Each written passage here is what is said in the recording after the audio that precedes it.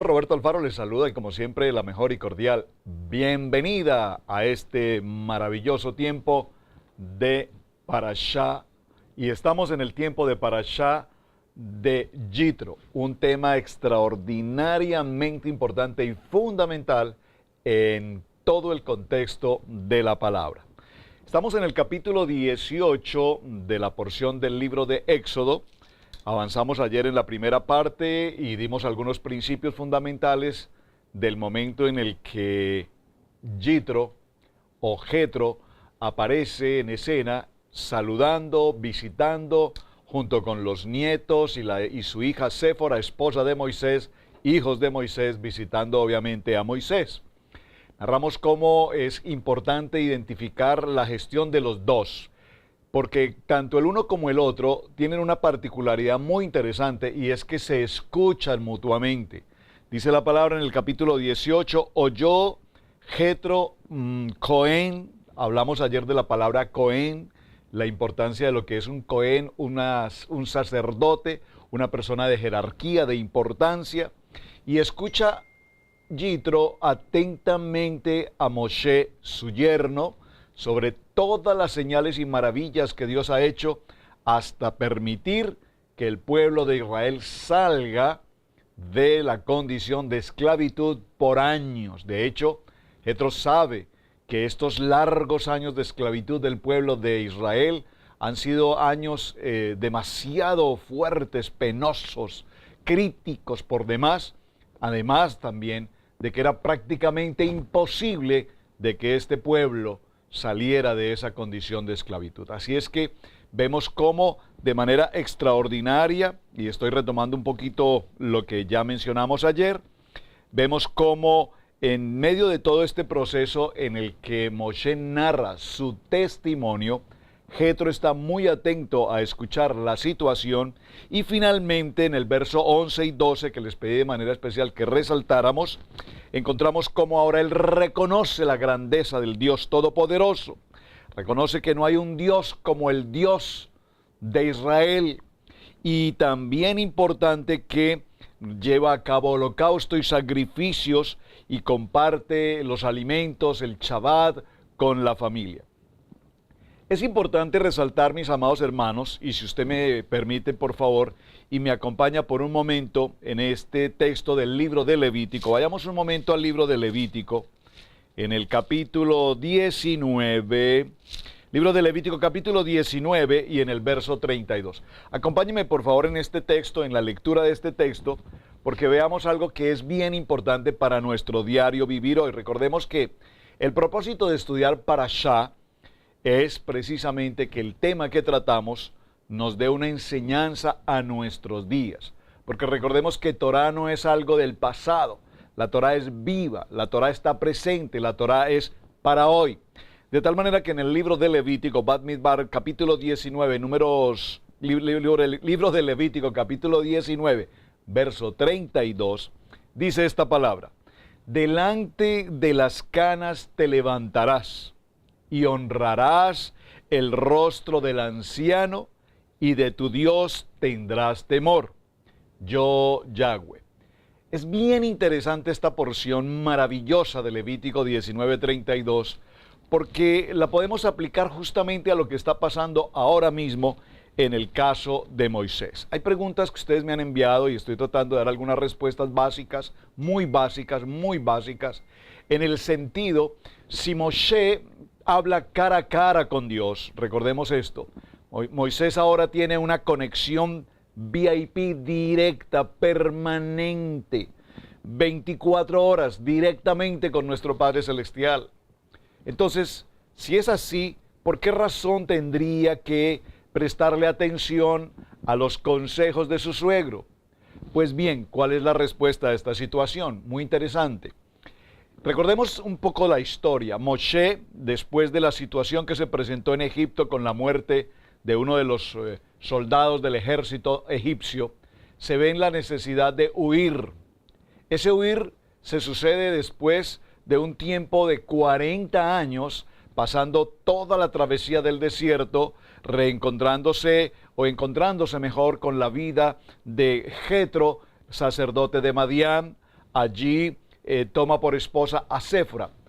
Es importante tener presente en este recorrido que estoy haciendo que en el momento en el que Moisés toma la condición de esposo con Séfora y de Jetro, obviamente, como el suegro, en hebreo la palabra suegro, Jotén, el Jotén, es muy importante porque ese pacto matrimonial, esa promesa de matrimonio, ese compromiso de matrimonio, tiene validez no solamente entre el varón y la mujer, sino que además la categoría del sacerdote, la categoría del suegro, tiene una jerarquía, tiene una importancia, tiene una connotación fundamental.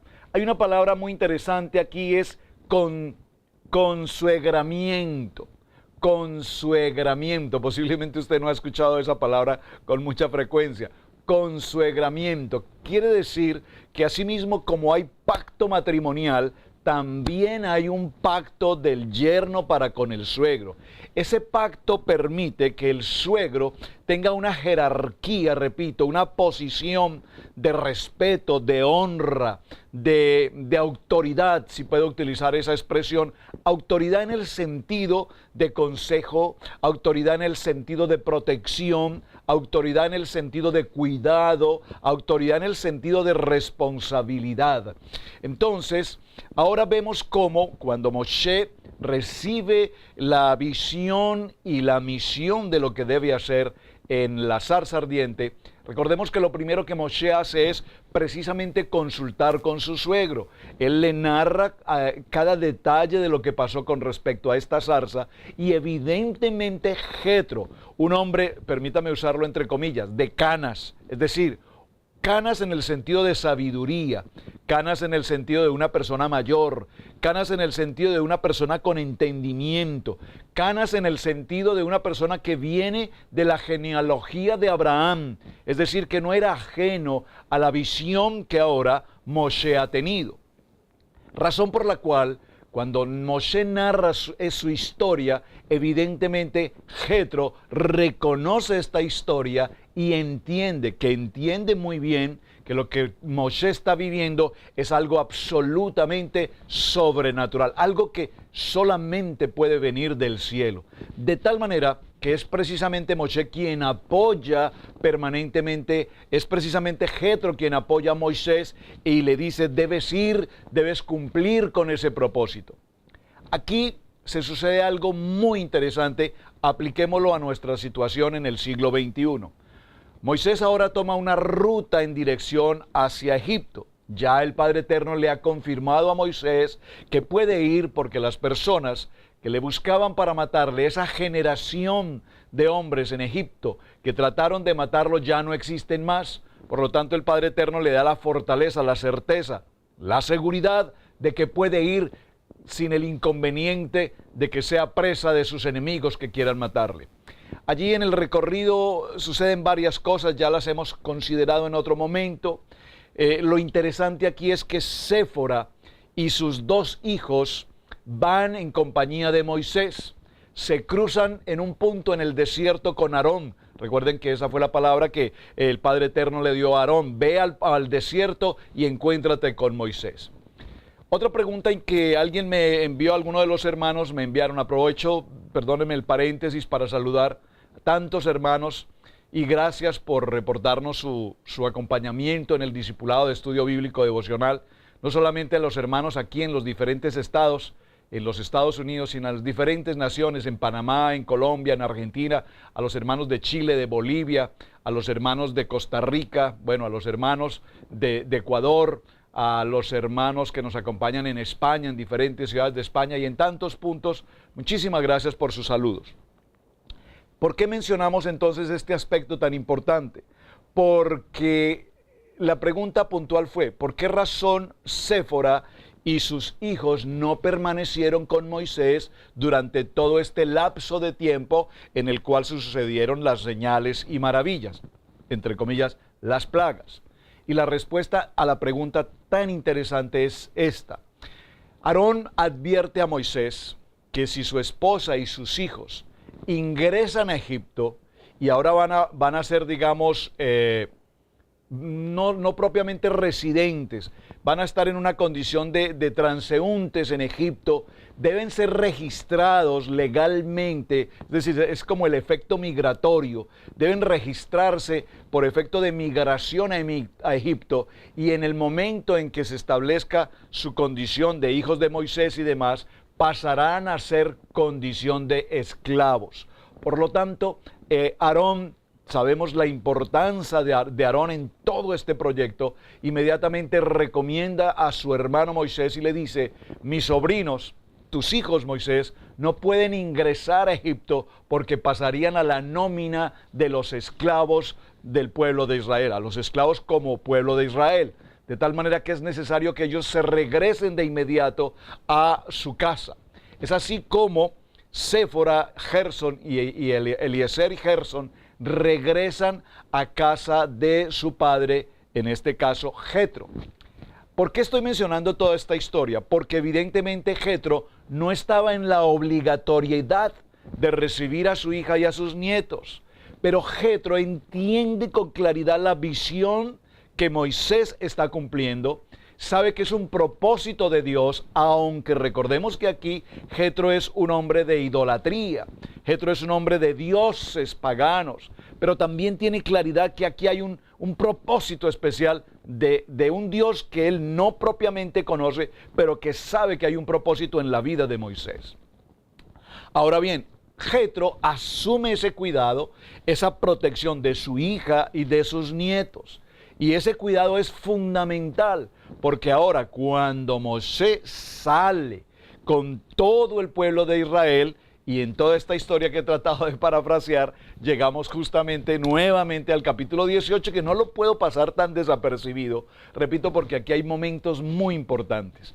¿Por qué es tan importante, como vimos en el capítulo 18, por qué es tan importante que la Torá nos enseña o nos repite con tanta frecuencia Jetro, el suegro de Moisés, Moisés y su suegro, Jetro, el suegro de Moisés, y aún el mismo Jetro le repite: yo soy tu suegro, Moisés, he traído a tus hijos, a Eliezer, a Gerson, he traído a tu esposa Séfora?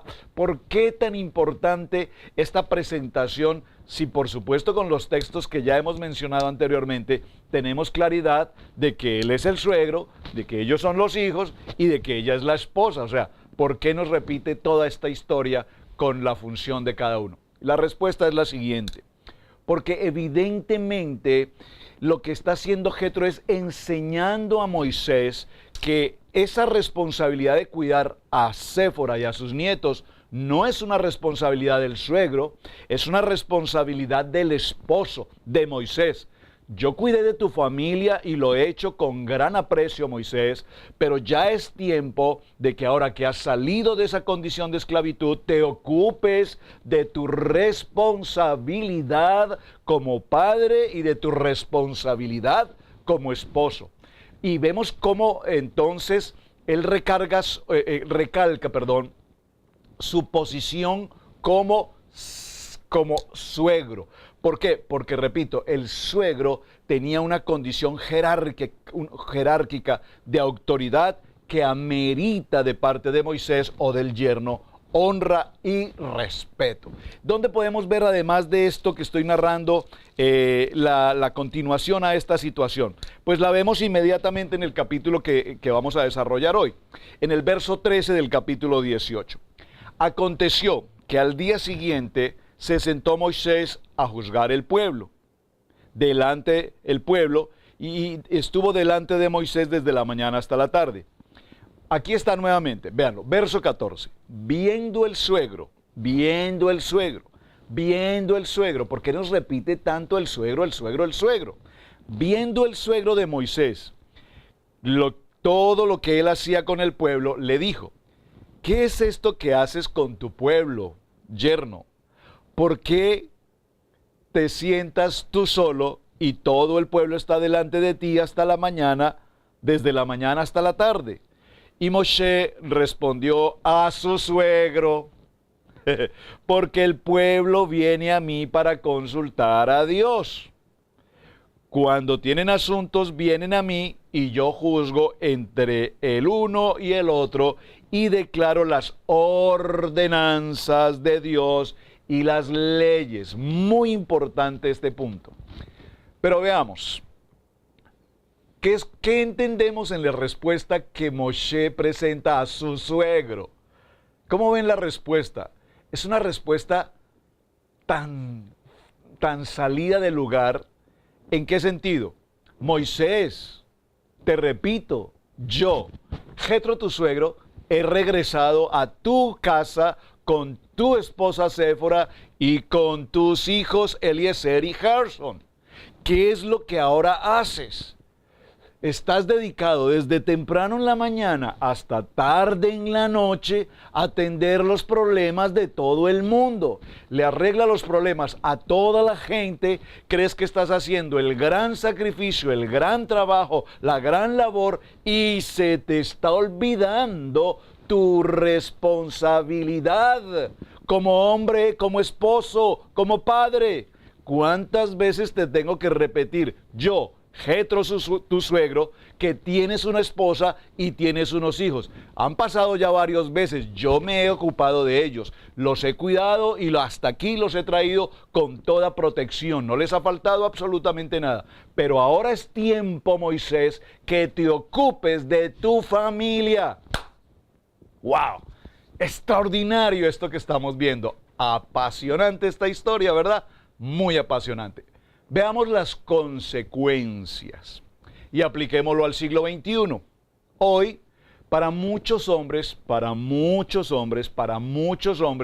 mujeres pueden decir un amén. Para muchos hombres, la responsabilidad de un padre es trabajar y seguramente aportar un dinero o cuanto más dar un cheque, entregar un cheque. Y piensan que entregando dinero están supliendo las necesidades de un hogar. No quiero significar que esto no sea importante porque entendemos que el varón, dentro de sus funciones, una de ellas es precisamente ser el proveedor del hogar.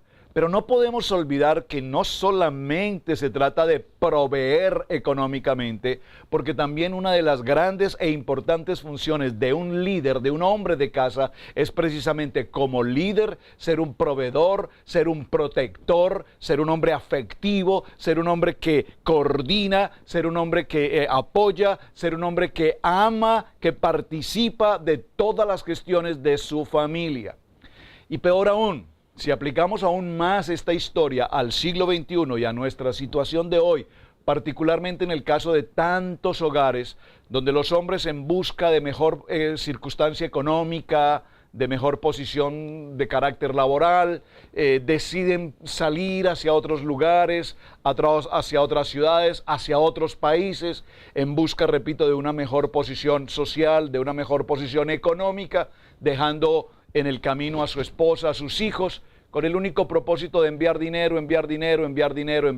Saben, mis amados hermanos, nos encontramos en este momento como en condición de emigrantes en los Estados Unidos de América, y al entorno de las comunidades hispanas, hablo de la comunidad hispana, sé que este es un ejemplo y un caso que se repite en todas las comunidades emigrantes a este país.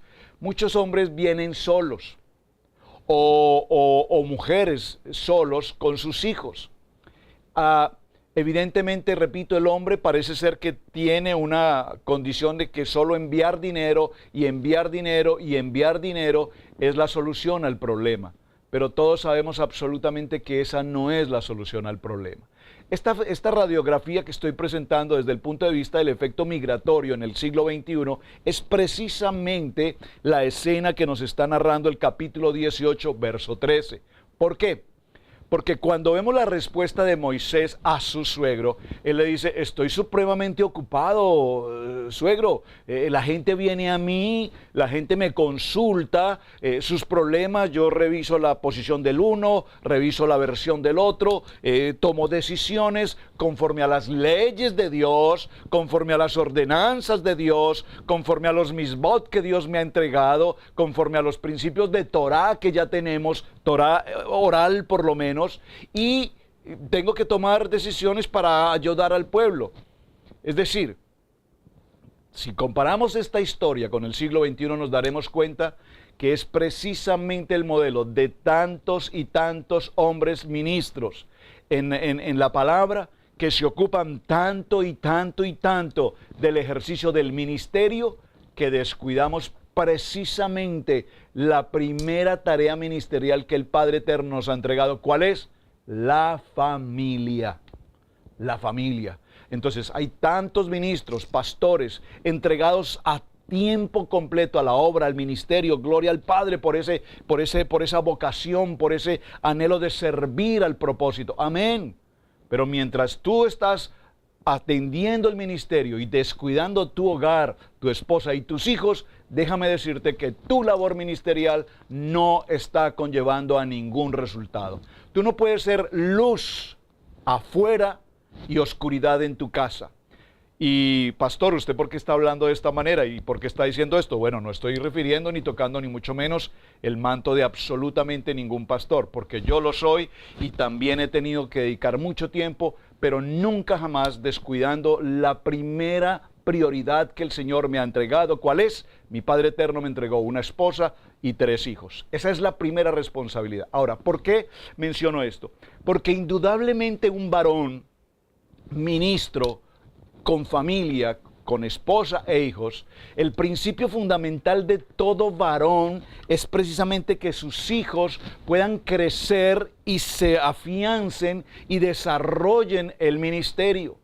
¿Saben? Esta mañana hablando con mi esposa precisamente sobre este tema, yo le compartí el tema. Muy temprano en la mañana hablábamos sobre este punto y le decía, parece ser que el mundo es mucho más práctico en esta historia. Yo puedo ver cómo hay hijos de políticos, ministros o políticos en general, gobernantes, presidentes de las naciones, en la cual sus hijos, los reyes, por ejemplo, en los gobiernos monárquicos, sus hijos todos continúan con la delegación de sus padres. Grandes políticos, hijos que son posteriormente grandes políticos también. Y le planteaba, por ejemplo, en el caso de América, en los Estados Unidos, el presidente recién fallecido, el presidente George Bush, padre. Su hijo, George Bush, hijo, continúa la carrera política, es presidente de los Estados Unidos. Otro de los hijos del señor presidente George Bush es, o fue, no sé, hasta hace poco, gobernador del estado de la Florida.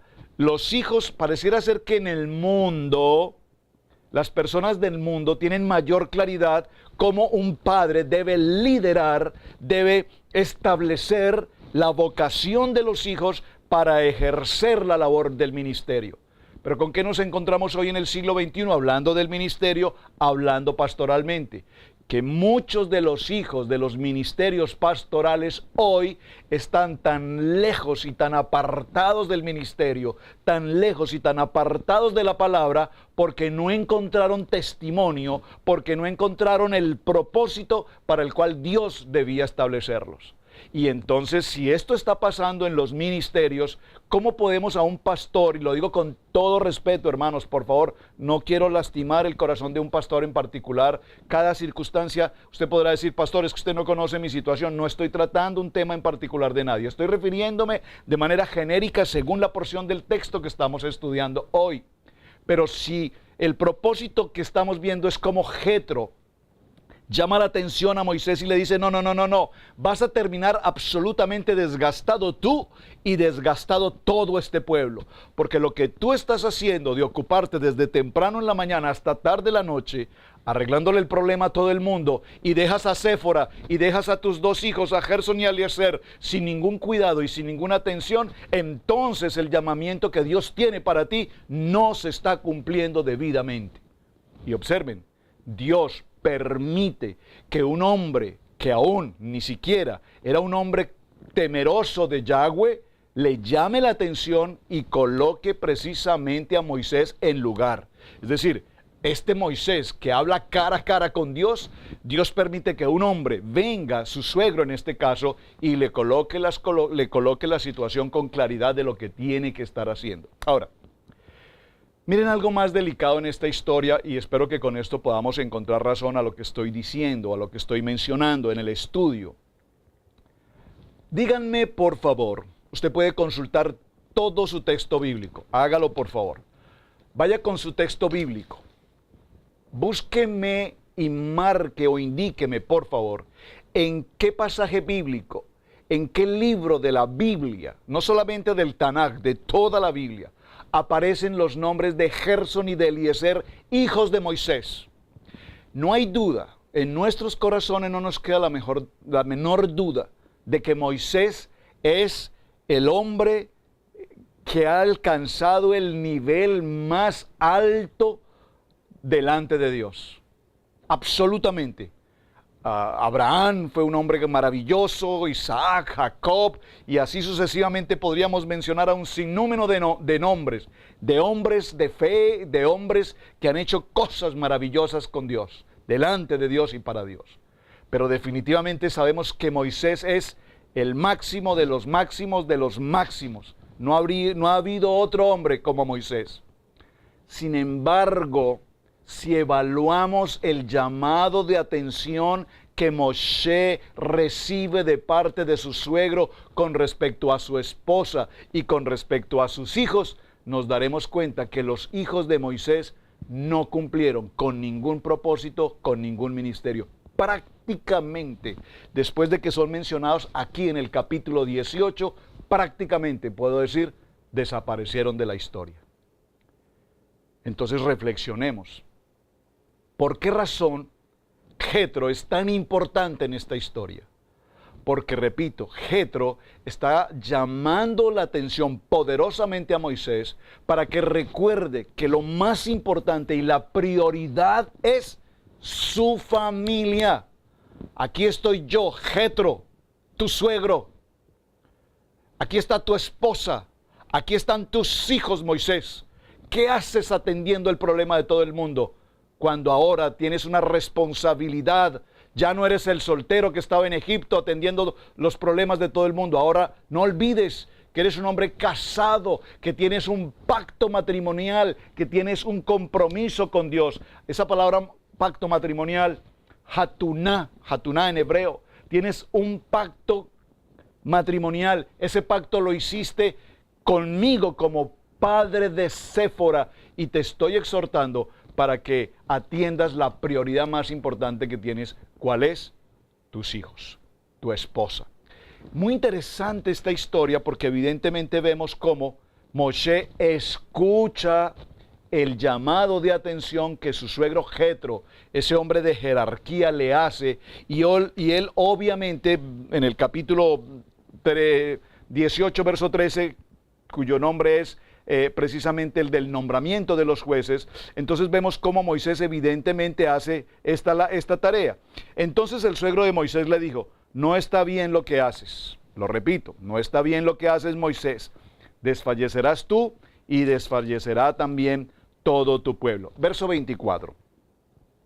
Y oyó Moisés la voz de su suegro e hizo todo lo que le dijo. Amén.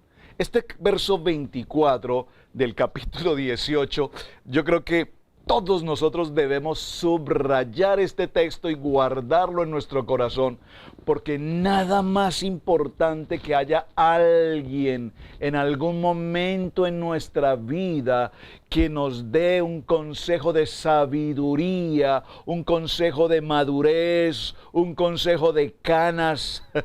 Y cuando alguien nos da consejo, qué importante que aprendamos a escuchar la voz de la multitud de consejeros, porque en la multitud de consejeros hay sabiduría.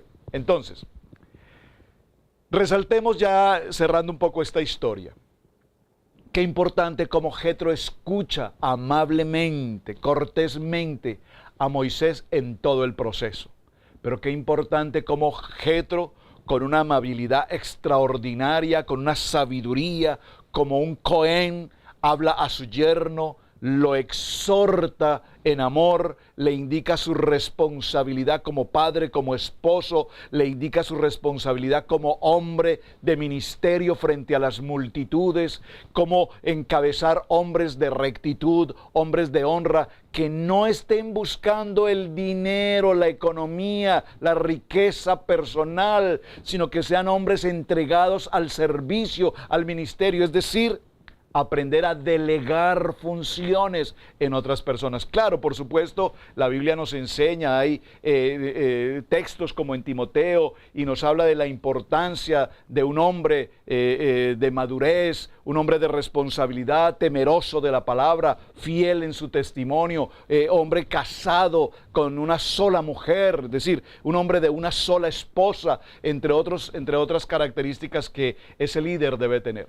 Y Moisés obedece esta recomendación y ejerce una autoridad, delega una autoridad en miles, en cientos, en decenas, para que haya siempre hombres encargados. Y las cosas muy complicadas, las cosas que sean extremadamente delicadas, entonces las puede atender directamente Moisés. ¿Esto qué va a permitir?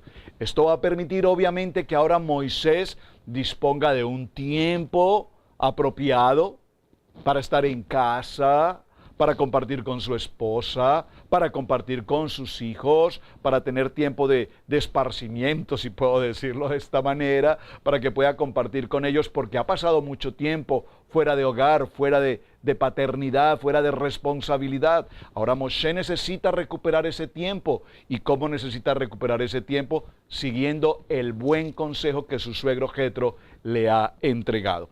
Dice el verso 24, y oyó Moisés la voz de su suegro e hizo todo lo que él le dijo. Hermanos, ¿cuántos de nosotros hemos recibido en algún momento de nuestra vida un sabio consejo? Y cuando alguien nos da consejo, lastimosamente miramos a quien nos aconseja y lo miramos como poca cosa o como que no entiende lo que estoy viviendo.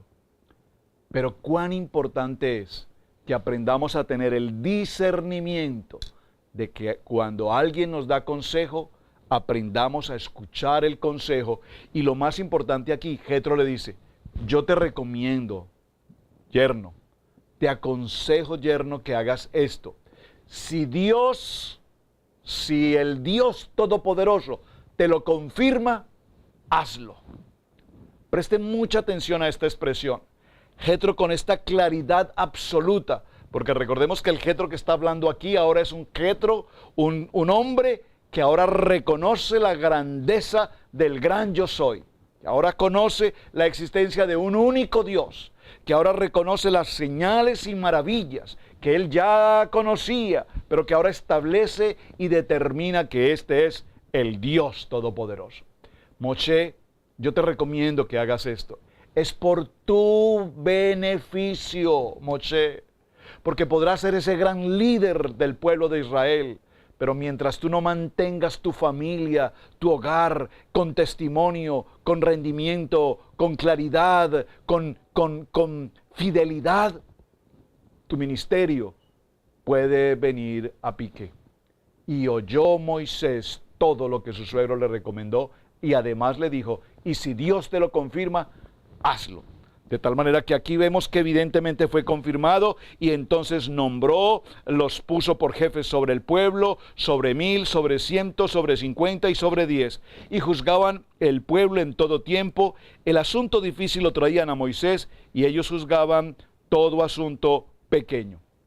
Qué importante y maravilloso ese texto. Por favor, acompáñenme un momento y cerremos en este texto en el libro de Mateo capítulo 20. Vamos un momento al libro de Mateo en el capítulo 20 y en el verso 25 para que cerremos este maravilloso tema en la vida de Jetro. Me he querido tomar tiempo con la vida de Jetro porque hay mucho que aprender en esta historia. Dice la palabra, entonces se le acercó la madre de los hijos de Zebedeo con sus hijos postrándose ante él y pidiéndole algo. Y él le dijo, ¿qué quieres? Ella le dijo, ordena que en tu reino se sienten estos dos hijos míos, el uno a la derecha y el otro a la izquierda. Entonces Jesús respondió, dijo, ¿no sabéis lo que pedís? ¿Podéis ver el vaso que yo he de beber y ser bautizados con el bautismo que yo soy bautizado? Y ellos le dijeron, podemos. Y él les dijo, a la verdad de mi vaso beberéis y con el bautismo con que yo soy bautizado seréis bautizados. Pero el sentarnos a mi derecha o a mi izquierda no es mío darlo, sino a aquellos para quienes está preparado por mi Padre. Observen, cuántas mujeres hoy ejercen esa labor maravillosa de ver a sus hijos comprometidos en la palabra, en el estudio devocional, día tras día. Pero cuántos hombres, varones, responsables de esta tarea, están tan preocupados u ocupados con presentar un cheque y traer dinero a casa, que se olvidan y descuidan por completo la vida espiritual de los hijos. Esta es la enseñanza que Jetro nos está entregando hoy a través de la vida de Moisés. Y repito, veamos entonces, ¿qué pasó con los hijos de Moisés? Desaparecieron de la historia. Llegaron hasta esta porción donde solamente se mencionan y no sabemos absolutamente nada más de ellos. Así es que, mis amados hermanos, padres de familia, varones, recuerden, el llamamiento que Jetro hizo a Moisés fue un llamamiento de familia, la importancia de la familia. Génesis nos enseña que el Padre Eterno lo primero que estableció fue la familia, y asimismo les dijo: fructificad y multiplicaos, porque la familia, como dice el texto, es la base más importante de toda sociedad. Bien, mis amados hermanos, muchísimas gracias por acompañarnos. Tema apasionante, mucho tema por tratar aquí. Continuaremos en el día de mañana porque este parashá tiene una riqueza extraordinaria. Hablaremos de los mandamientos, el monte Sinaí. Así es que será hasta el día de mañana. Gracias por compartir la enseñanza. Gracias por sus mensajes, preguntas e inquietudes. Shalom, bendiciones.